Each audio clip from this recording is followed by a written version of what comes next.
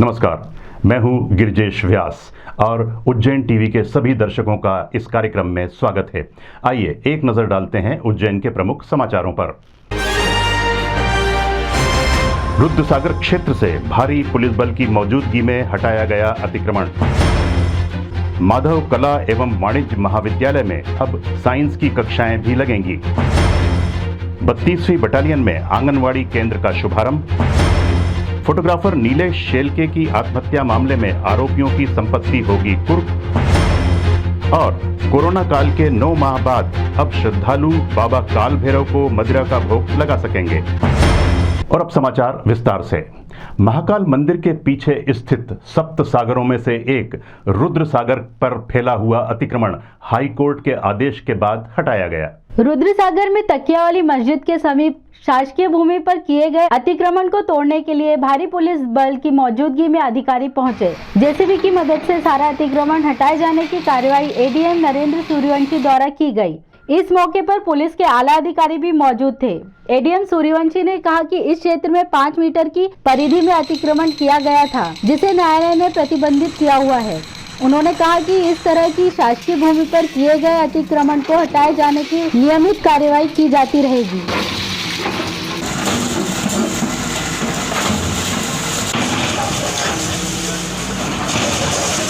देखिए, ये बिल्कुल सही आप बोल रहे हो कि पर्टिकुलर पिटिशन पर माननीय न्यायालय ने ये निर्देश दिए कि इस क्षेत्र में जहाँ भी हट रहा है 500 मीटर की परिधि में किसी प्रकार का अवैध निर्माण नहीं होना चाहिए।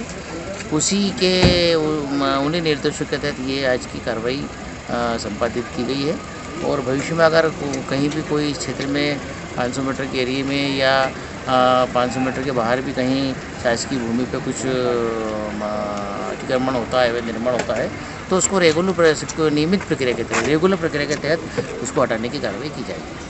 माधव कला एवं वाणिज्य महाविद्यालय में अब विज्ञान संकाय की भी कक्षाएं प्रारंभ हो गई हैं। राज्य शासन ने माधव कॉलेज को ताबड़तोड़ स्थानांतरित भले ही कर दिया हो, परंतु वहां पर्याप्त सुविधाएं उपलब्ध नहीं कराई जा सकी हैं। और इसी बीच विज्ञान संकाय की भी इसी सत्र से शुरुआत कर दी गई है, परंतु प्रचार प्रसार के अभाव में मात्र एक ही छात्र ने प्रवेश लिया है। हालांकि अभी कक्षाएं कॉलेज में शुरू नहीं हो पाई हैं और ऑनलाइन ही पढ़ाई हो रही है, इसलिए इस छात्र को माधव साइंस कॉलेज के व्हाट्सएप ग्रुप से जोड़ दिया गया और अब वह उस ग्रुप के माध्यम से पढ़ाई कर रहा है। प्राचार्य ने बताया कि अगले वर्ष से प्रचार प्रसार करने के बाद शहरी क्षेत्र के विद्यार्थी माधव कॉलेज में अध्ययन करने आएंगे। इस सत्र से जो है वो विज्ञान संकाय की भी कक्षाएँ जो है वो प्रारंभ होने की शासन से हमको स्वीकृति मिल गई है। और चूँकि ये है कि काफ़ी विलम्ब से ये है कि छात्रों को जानकारी मिली थी या आवेदकों को जानकारी मिली थी, उसके कारण ये है कि कम संख्या में विज्ञान संकाय में जो है वो यहाँ पर विद्यार्थियों ने प्रवेश लिया है।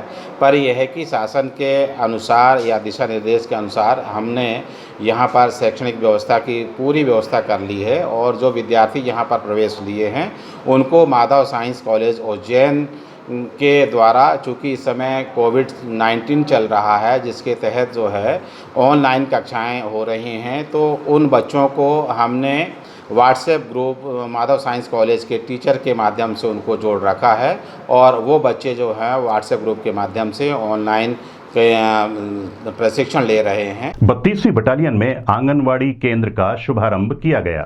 बच्चों की देखभाल और कुपोषण को दूर करने के लिए 32वीं बटालियन में आंगनवाड़ी केंद्र का शुभारंभ कमांडेंट सविता सुहाने ने किया। हालांकि इसका शुभारंभ आईजी राकेश कुमार गुप्त को करना था, परंतु महिलाओं के प्रति सम्मान दर्शाते हुए उन्होंने इसकी जिम्मेदारी कमांडेंट सविता सुहाने को सौंप दी। इस अवसर पर बच्चों को पोषण आहार भी वितरित किया गया। ये एक नया कॉन्सेप्ट है जो मतलब बटालियन के लिए मुझे लगता है कि पहली बारी ये शुरुआत मेरे द्वारा की गई है यहाँ पर। ये एक बहुत ही अच्छा लाभकारी है बच्चों के हिसाब से। इसमें 0 से लेकर 6 साल तक के बच्चों को पोषण आहार और एक अनौपचारिक जो शिक्षाएं होती हैं वो दी जाएंगी। साथ में इनको टीकाकरण वगैरह समय पे जो होता है वो दिया जाएगा। शासन की बहुत सारी योजनाओं के लाभ, जैसे लाडली लक्ष्मी योजना वगैरह के लाभ भी जो हमारे आरक्षक या होमगार्ड सैनिक या पुलिस लाइन के आरक्षक वगैरह हैं उनके फैमिली को भी मिलेंगे।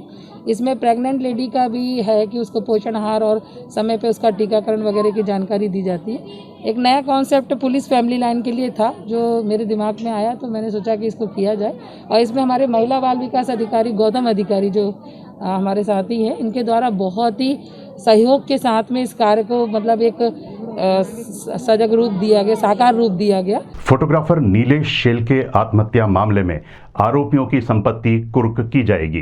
फोटोग्राफर नीलेश शेलके को आत्महत्या के लिए प्रताड़ित करने के आरोप में भाजपा दौलतगंज मंडल अध्यक्ष दिग्विजय सिंह चौहान एवं भाजपा के एक अन्य नेता रणदीप सिंह मक्कड़ के खिलाफ पुलिस ने मामला दर्ज किया था। काफी समय गुजरने के बाद भी आरोपी फरार हैं। इस मामले में न्यायालय ने दोनों आरोपियों की संपत्तियों की तलाश कर उसकी नीलामी करने के आदेश दिए हैं। एडिशनल एसपी अमरेंद्र सिंह ने बताया कि आरोपियों की संपत्तियों की तलाश की जा रही है। गौरतलब है कि आरोपियों ने नीलेश शेलके को ब्याज पर रुपए दिए थे। पूरे रुपए देने के बाद भी आरोपी लगातार उसे प्रताड़ित कर रहे थे, जिससे उसने आत्महत्या कर ली। उसने इस संबंध में मृत्यु पूर्व पत्र भी लिखा था। थाना चिंतामन के अंतर्गत एक धारा 306 का अपराध पंजीबद्ध हुआ है और उस अपराध में एक आरोपी अभी फरार है। फरार आरोपी के विरुद्ध में जो CRPC में जो प्रोविजन है संपत्ति मतलब पहले उद्घोषणा करके और संपत्ति को करेंगे, तो उसके तहत ये कार्रवाई माननीय न्यायालय के आदेश से प्रारंभ की गई है और ये कार्रवाई के अनुसार फिर कार्रवाई की जाएगी। महाकाल के सेनापति के नाम से विख्यात बाबा काल भैरव के मंदिर में अब जाके श्रद्धालु मदिरा का भोग लगा सकेंगे। कोरोना काल में पिछले 9 माह से बंद काल भैरव बाबा को मदिरा का भोग मंदिर में जाकर लगाने का दौर आज से शुरू हो गया। महाकाल के सेनापति के नाम से विख्यात काल भैरव मंदिर में प्राचीन काल से मदिरा का भोग लगाए जाने की परंपरा चली आ रही है। कोरोना काल के कारण मदिरा का भोग लगाए जाने से श्रद्धालुओं को वंचित कर दिया गया था। कार्तिक पूर्णिमा पर बाबा के जन्मदिन के अवसर पर जिला कलेक्टर के समक्ष श्रद्धालुओं ने मदिरा भोग की मांग उठाई, जिसे आज कलेक्टर आशीष सिंह के निर्देश के बाद शुरू कर दिया गया। मंदिर के पुजारी ने बताया कि दोपहर तक 250 श्रद्धालु बाबा को मदिरा का भोग लगा चुके हैं।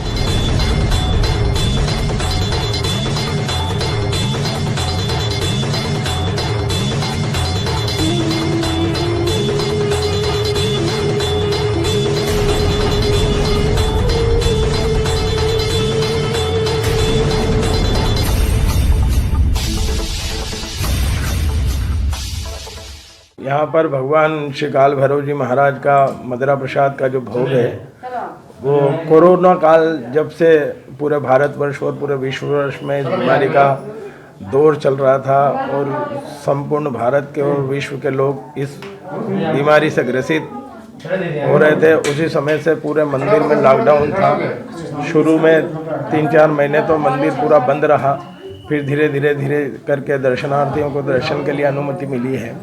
अभी परसों श्री काल भैरव जी का जन्मोत्सव 2 दिनी जन्मोत्सव मना यहाँ पर और श्रीमान कलेक्टर जी महोदय यहाँ आए, पालकी का पूजन हुआ और उन्हीं के मुखारबिंद से भगवान का प्रसाद वापस मदिरा का जो भोग है वो भगवान श्री काल भैरव को चढ़ाने की अनुमति प्राप्त हुई है। हाँ सर, क्या था कि यात्री लोग आ रहे थे, कोरोना काल से बंद था तो यात्रियों की भावनाएं आहत हो रही थी। इस वजह से साहब भी एक बार सवारी के दिन भ्रमण में आए थे, उनके सामने समस्या रखी गई तो उन्होंने बोला कि आप पिला सकते हैं। 10 दिसंबर को अंतर्राष्ट्रीय मानव अधिकार दिवस पूरे देश के साथ उज्जैन में भी मनाया गया। भारतीय संविधान ने हर नागरिक को कुछ मूलभूत अधिकार प्रदान किए हैं। इसी तारतम्य में अंतर्राष्ट्रीय मानव अधिकार दिवस उज्जैन रेस्ट हाउस में मनाया गया। भैरवगढ़ जेल में भी विश्व मानव अधिकार दिवस का कार्यक्रम आयोजित किया गया। ये मानव आयोग में यही है कि हम सरकार के विरुद्ध भी लोग हमें शिकायत कर सकते हैं। पीड़ित है, उसे समझ में ही नहीं आता कि मैं इसके लिए किस प्लेटफॉर्म पे जाऊं, कहाँ पर अपना शिकायत करूं, तो इसके लिए सजगता रखते हैं। जेल में भी प्रोग्राम होते हैं, वहाँ पर भी जाके उनको समझाइश दी जाती है कि भाई जो बहुत छोटे छोटे से उनके शिकायतें रहती हैं कि इसने मुझे घूर लिया, इसने मुझे गाली दी, इसने मुझे पीछे से मारा। इतने छोटी छोटी शिकायतों के लिए आपस में झगड़ा करते हैं और पुलिस पकड़ के फिर उनको जेल में डाल देती है। तो वो चीज़ें भी सब मानव आयोग में कवर होती हैं। तो वो बहुत सिंपल उसमें रहता है कि आपको एक बार जब आप जेल चले जाते हो, पुलिस पकड़ के रह जाती है, तो किसी का भी रिकॉर्ड ख़राब हो जाता है। लोग उसका अच्छी नज़रों से नहीं देखते। तो मानव आयोग इसीलिए बना है कि बहुत छोटी छोटी बातें भी अगर आपके आपस में नहीं सुलझ रही है तो आप आयोग में अपनी शिकायत करें। तो अगर जैसे मुझसे वैसे सुनने में आता है कि कोई व्यक्ति अपराधी नहीं था, पुलिस ने बेफालतू में उसका नाम ले लिया। हाँ, और ऐसे सब शिकायत हमारे यहाँ मतलब मानव आयोग बहुत बड़ा है, उसमें बहुत सारी चीज़ें कवर होती हैं। आईटी पार्क के निर्माण के लिए दी गई भूमि पर निश्चित समयावधि में निर्माण कार्य प्रारंभ नहीं होने पर उज्जैन विकास प्राधिकरण ने भूमि वापस ले ली है।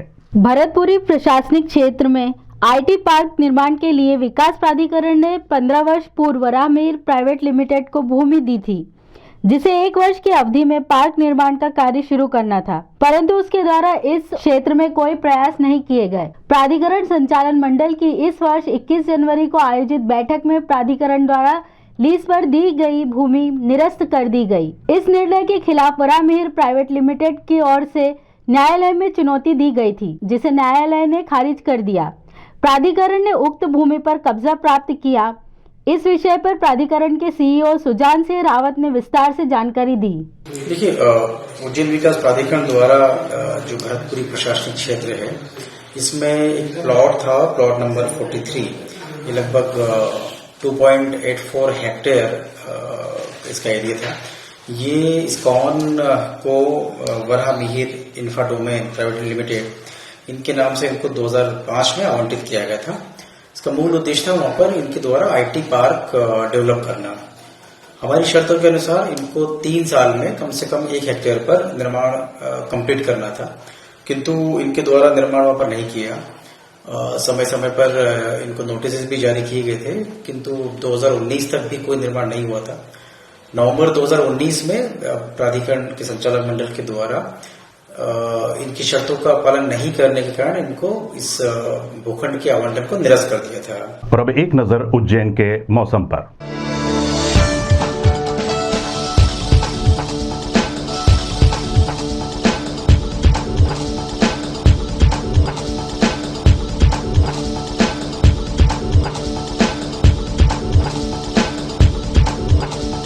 अंत में प्रमुख समाचार एक बार फिर। रुद्रसागर क्षेत्र से भारी पुलिस बल की मौजूदगी में हटाया गया अतिक्रमण। माधव कला एवं वाणिज्य महाविद्यालय में अब साइंस की कक्षाएं भी लगेंगी। 32वीं बटालियन में आंगनवाड़ी केंद्र का शुभारंभ। फोटोग्राफर नीलेश शेलके की आत्महत्या मामले में आरोपियों की संपत्ति होगी कुर्क। और कोरोना काल के 9 माह बाद अब श्रद्धालु बाबा काल भैरव को मदिरा का भोग लगा सकेंगे। तो ये थे उज्जैन के समाचार। ताज़ा समाचारों के लिए देखते रहिए उज्जैन टीवी।